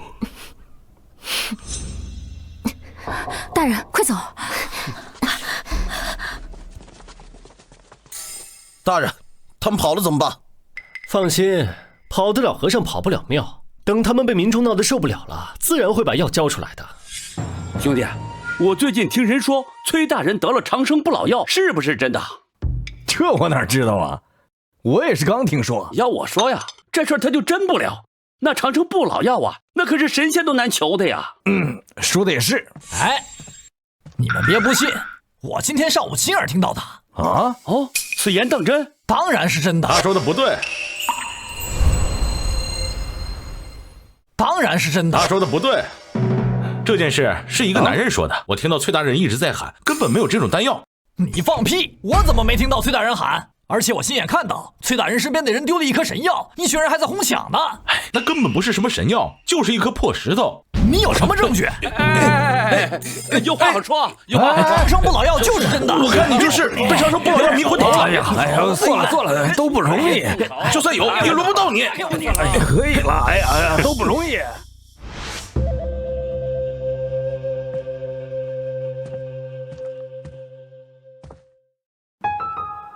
长生不老药在哪儿呢？会不会在他枕头下面？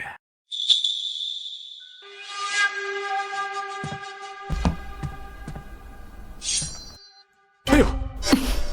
你快把长生不老药交出来，不然我就对你不客气了。好啊，那你过来一点，我把药给你。真的？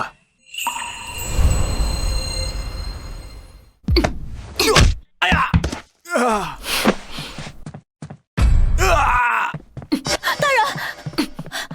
大人，你没事吧？没事儿。这人是谁？不用管了，把这个人丢出去。是。起来！哎呀！崔大人，给我一枚长生不老药吧，我愿意出黄金100两。崔大人，我儿貌若潘安，宛如宋玉，追他的姑娘啊，从这儿排到了京城，我愿意把她送给您，给您暖被窝。呸！不要脸！崔大人，我也把我自己送给你暖被窝。我也愿意。大人，你不上吗？闹吧，闹得越大越好。我要看看崔福陵到底怎么收场。大人，他们就这么喊，对崔福陵也没造成什么伤害啊。他真的会把神药交出来吗？你还是太年轻了，人性的贪婪你是想象不到的。为了长生不老药，很多人会不择手段，到时候你就等着看吧。开门了！崔大人！崔大人在哪儿呢？这是什么东西啊？这是什么呀？这是什么东西啊？大家都安静一下。这是新姑娘发出来的声音吗？怎么这么大啊？我知道，这一定是神医传授给新姑娘的神通。大家都安静一下。现在我要向大家传达神医的指示。神医大人的指示？什么呀？什么指示啊？神医大人？相信大家都非常期待长生不老药吧？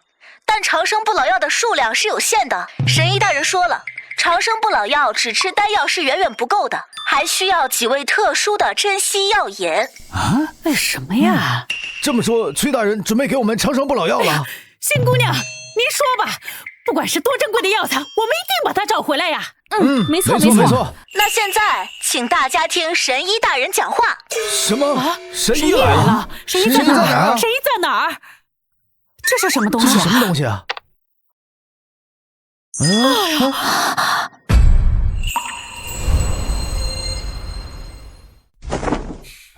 哎呀，快看呐，这是仙人呐！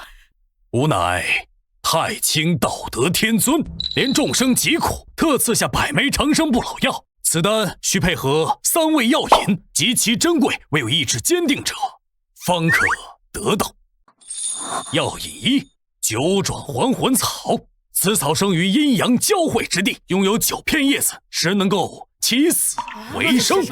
药引2：幽冥鬼兰，此花生长在冥界最深处，花瓣呈半透明状，能滋养灵魂。这上哪去找？这什么呀？你听说过吗？这个药引3嘛，破旺金莲，此莲生于灵山脚下，通体为金色，能让人拥有不灭金身。上哪找转一圈就能找到这个花啊！找到这3味药引，便可长生，这3味药太难了吧？不老。你听说过吗？神医大人的话，想必大家都听到了吧？药引不是那么容易就能得到的，但如果你们依然坚持，就来这里领取丹药吧。这3味药引我都没听说过，还有这冥界，还有灵山脚下，这些地方真的存在吗？哎呀，神医说的，还能有假？肯定存在。我才不管那么多，先来一颗，万一我走了狗屎运，什么都得到了呢？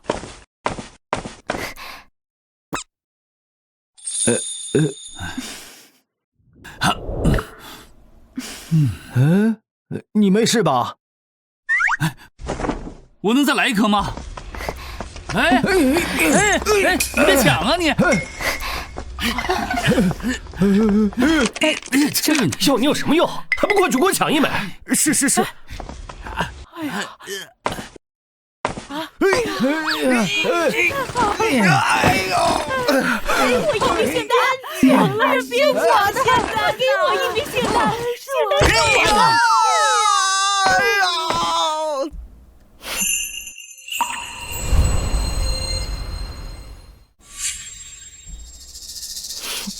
长生不老。哎呀，总算结束了，我这打着小抄他们都看不出来啊。觉明，这到底是什么东西啊？这样真的行吗？放心吧，只要按我说的做，肯定就没问题了。心怡，我们回去吧。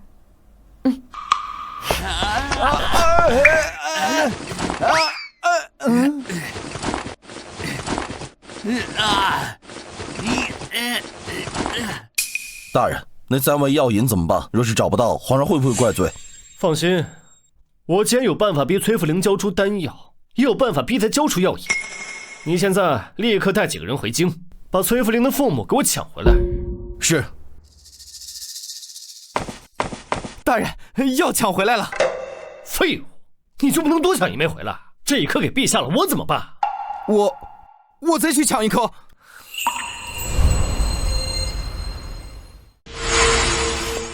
觉明，哟，你来了。那边事情处理的怎么样了？都已经解决了，他们现在忙着找药引，已经没有人再堵在药铺门口了。那就好。坐吧。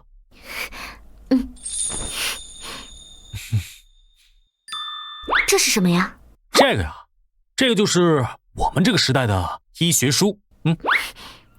你们时代的医学书？那我能看看吗？当然可以，我拿来本来就是给你看的。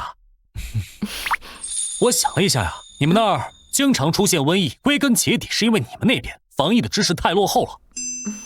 所以呢，我就把这个书拿来，回头你科普给他们听，这样的话就不会再发生瘟疫了。那我具体应该怎么做啊？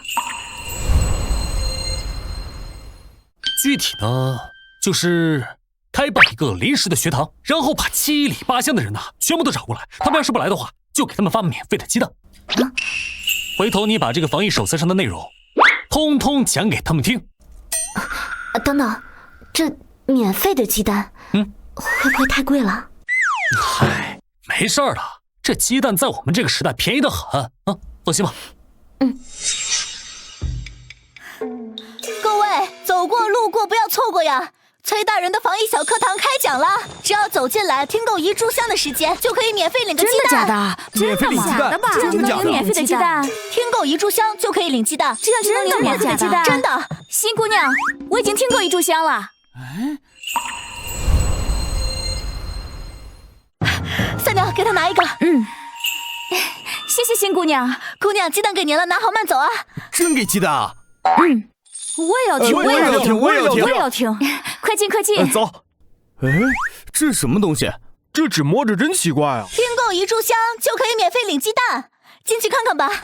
各位乡亲们，我知道最近大家都过得很不容易，一轮又一轮的瘟疫来袭，带来了痛苦，带来了死亡，同时也带走了欢乐。带走了我们的亲人和朋友。是啊，这日子什么时候是个头啊？我们全家死的就剩我一个人了。崔大人，要不是您，我们早就进棺材了。我非常理解大家的心情，所以今天我把大家一同叫到这里。我希望我们一起努力，彻底解决瘟疫。啊，真的有解决瘟疫的办法了？什么办法呀？真有办法吗？解决瘟疫的办法就藏在这个手册里。崔大人，那我们不识字咋办呀？是啊，俺不识字。没事儿，现在呢，我就来讲给大家听。防疫呢，首先大家要勤洗手，饭前便后都要洗，角落里不能有积水，刚结束洪涝后的井水也不可以饮用。大人，不好了，大人，李飞宇把您的爹娘给绑过来了。什么？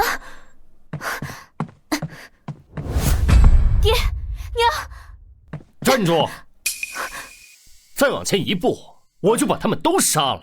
李飞宇，你到底要干什么？你快把我爹娘放了！我要的很简单，只要你交出那3味药引，我自然会放了他们。我根本就没有，我上哪弄来给你？那我不管，今天我交不出药引，他们就会死在你面前。李飞宇，你个无耻之徒，居然用这种卑鄙的方法威胁崔大人，你迟早要遭天谴！大人父母威胁，算什么男人？有种给老子单挑啊！哪有你们说话的份儿？崔福灵，你最好想清楚了，我给你1炷香的时间，到底是药引重要，还是你爹娘的命重要？福灵，你别听他的，爹不怕死。女儿，娘不能连累你，你走吧，别管我们了。爹，娘，你们这2个老不死的，给我闭嘴！你们，既然你那么高尚，那我就先拿你开刀。爹，娘，陛下驾到！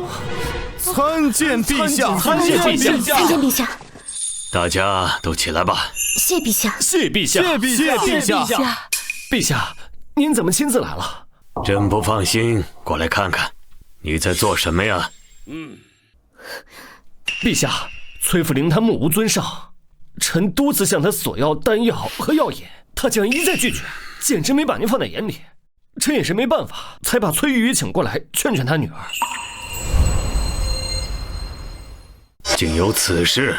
陛下，臣女冤枉，臣女绝无半分私心。是李飞宇太过贪婪，打着陛下您的旗号，实则想把丹药据为私有。您若不信，您大可审问他的下属。陛下，他胡说，臣根本没做过这种事儿。你来告诉朕，他说的是不是真的？厉大人确实索要了2枚长生不老丹，1颗给自己用。李飞宇，你竟敢私自侵吞丹药！陛下，那丹药有100枚，臣只是一时糊涂。哦，竟然有100枚！既然有100枚，给他1颗也无妨。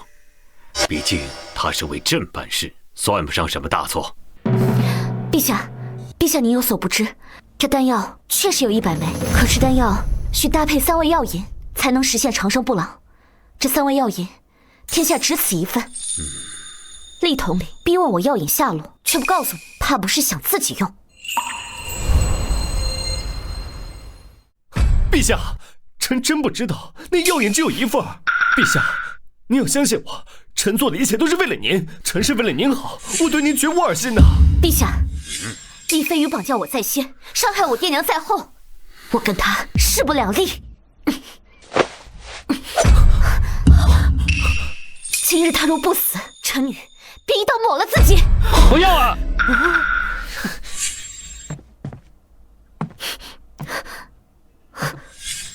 刀给朕，朕亲自动手。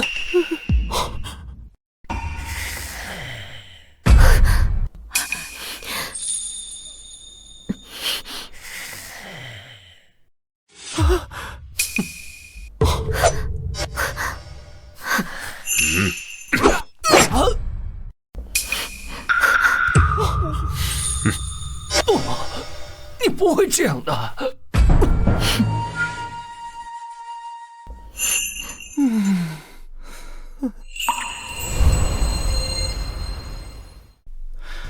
怎么样？让你打听的事儿打听到没有？打听到了，厉统领回云水城是替陛下讨要长生不老药的。什么？长生不老药？真有这东西？不清楚。三福公公，还有一件事。说，我刚才过来的时候，见崔玉仪夫妻2人上了一辆马车。赶车的人，我瞧着像厉统领的马夫。你确定看清楚了？看清楚了。厉飞羽绝对没安好心，崔玉仪夫妻恐怕有难了。这样，你现在去云水城找崔大人，告诉他，他父母啊，恐怕落在厉飞羽手中了。快去。是。我现在已经和崔福令站在一条船上了，必须把厉飞羽和上官红2个人弄死才能安心。要彻底铲除这2人，需借陛下之手。崔大人，崔大人，崔大人，你是谁？崔大人，您别害怕，奴才是三福公公的人。三福公公托奴才传话，说您父母到了厉统领手中，恐怕会对您不利。什么？嘘，您小声点儿。三福公公还说，他会劝陛下前往云水城，借此一举铲除厉飞羽和上官红。希望您能配合，写信共同商讨计划。好，我知道了。奴才话传到了，就先走了。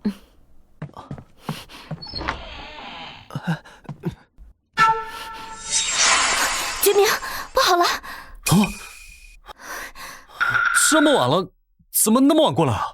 不好了，厉飞羽把我爹娘都抓走了，恐怕他们要以此要挟我，让我交出药引。可是那药引都是我瞎编的，我现在该怎么办啊？玉，你先别着急，你跟我说一下具体的情况。这件事儿是三福公公安排人告诉我的。三福公公的意思是借刀杀人，把皇帝叫来云水城，然后再给厉飞羽设局。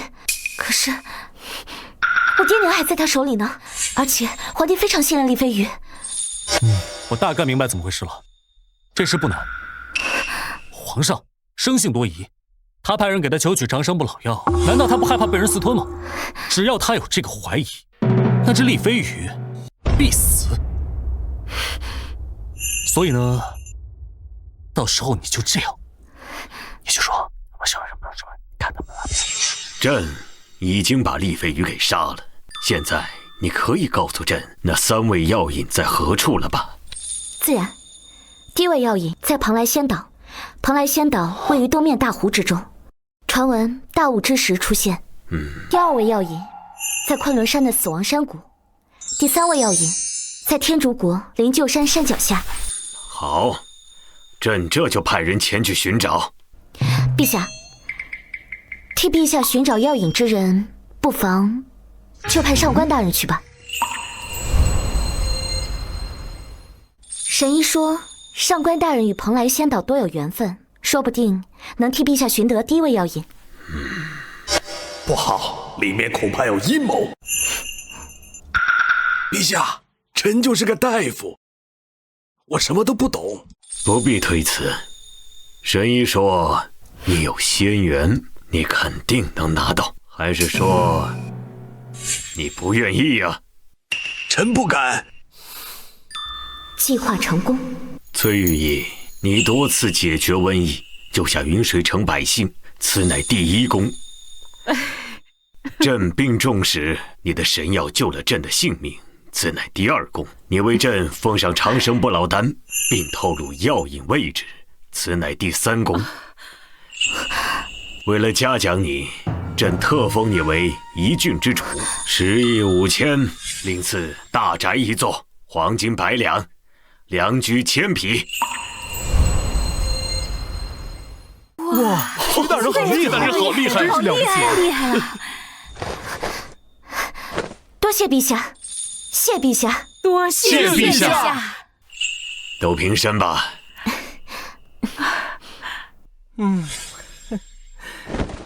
摆驾回宫。太好了，崔大人，您成郡主了，以后再也没有人敢随便欺负你了。是啊，10亿5千户，很多公主都没有这样的待遇呢。恭喜崔大人！恭喜大人！恭喜崔大人！恭喜大人！恭喜崔大人！谢谢大家，谢谢你们。决明。哟，今天怎么那么开心啊？厉飞羽死了，上官红被陛下派去寻找蓬莱仙岛，这辈子都别想回来了。而且，陛下还封我为君主了呢。哦，真的假的呀？你这么厉害，都成为郡主了。那以后是不是可以靠你来养我了？当然了，我养100个你都没问题。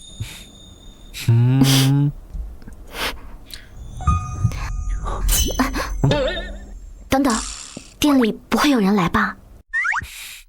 放心吧，不会的。哎呀，其实还有一个问题。现在只能你来找我，不能我去找你。但是你好像一旦走到店门口，你就会消失，这怎么办啊？我不在乎，只要我们能在一起就可以了。我也想让你看看我的世界。那我们试着一起出去走走。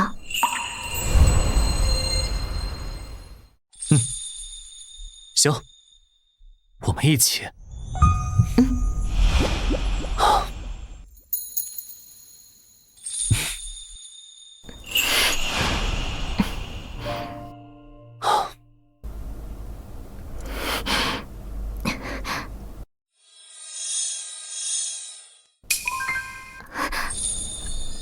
没事儿，我们一起。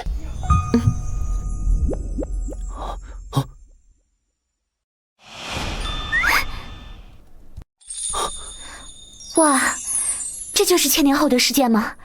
好神奇啊！走吧，让我带你去探索这个新世界吧。